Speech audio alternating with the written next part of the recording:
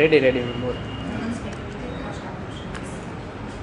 આજના વિશ્વ મહિલા દિવસે હું વિશ્વની તમામ મહિલાઓને, ખાસ કરીને રાજકોટ અને ગુજરાતની મહિલાઓને ખૂબ ખૂબ શુભેચ્છા પાઠવું છું કે આ 21મી સદી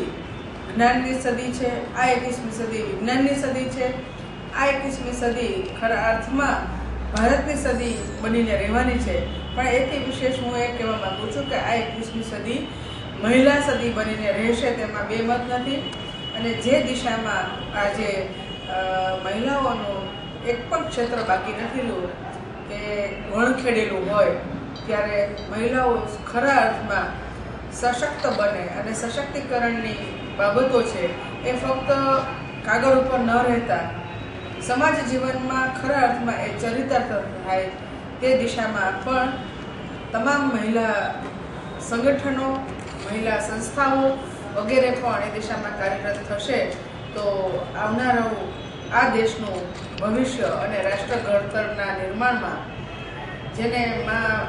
પરમ વૈભવના શિખરે જ્યારે આપણા ભારતને પહોંચાડવા માટે આપણે કટિબદ્ધ છીએ, ત્યારે વસ્તીના 50% મહિલાઓ હોય તો ખરા અર્થમાં મહિલાઓને આગળ આવવા માટે જે કોઈ પણ અડચણો છે, જે કોઈ પણ અંતરાયો છે તે દૂર થશે અને તમામ ક્ષેત્રોમાં, જાહેર જીવનમાં પણ મહિલાઓ આગળ આવશે તો સાચા અર્થમાં પારદર્શકતા, નૈતિકતા અને કાર્ય પ્રત્યે એમની નિષ્ઠાનું પરિણામ આપણને પ્રાપ્ત થશે.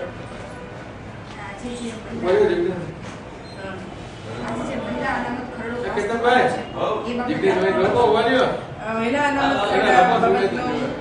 આજે ઘણા વર્ષો જૂની માગણી છે અને હવે એને લઈ આવવાની વાત ચાલે છે. ત્યારે આ કેન્દ્રમાં બેઠેલી કોંગ્રેસની સરકાર, જેના સર્વા અધ્યક્ષા પણ મહિલા છે, આજે રાષ્ટ્રપતિ જેવા સર્વોચ્ચ પદે મહિલા છે, અને હું તો એ કહીશ કે ગુજરાતમાં રાજ્યપાલ પદે પણ મહિલા છે.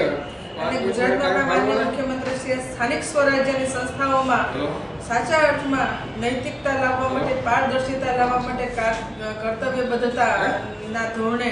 તમામ કામો થાય એ દિશામાં મહિલાઓને સશક્ત કરવા 50% મહિલા અનામતનું બિલ મૂક્યું છે. એ બિલ પણ મંજૂર કરતા નથી અને 33% મહિલા અનામતની વાતો ઘણા વખત જૂની માગણીને હવે જ્યારે મૂકવામાં આવ્યું છે, અનેક પક્ષો જેમાં પુરુષ પ્રધાન આધારિત પક્ષો છે એ લોકો પણ એનો વિરોધ કરી રહ્યા છે. ત્યારે આ બિલ 33% નહીં પણ 50%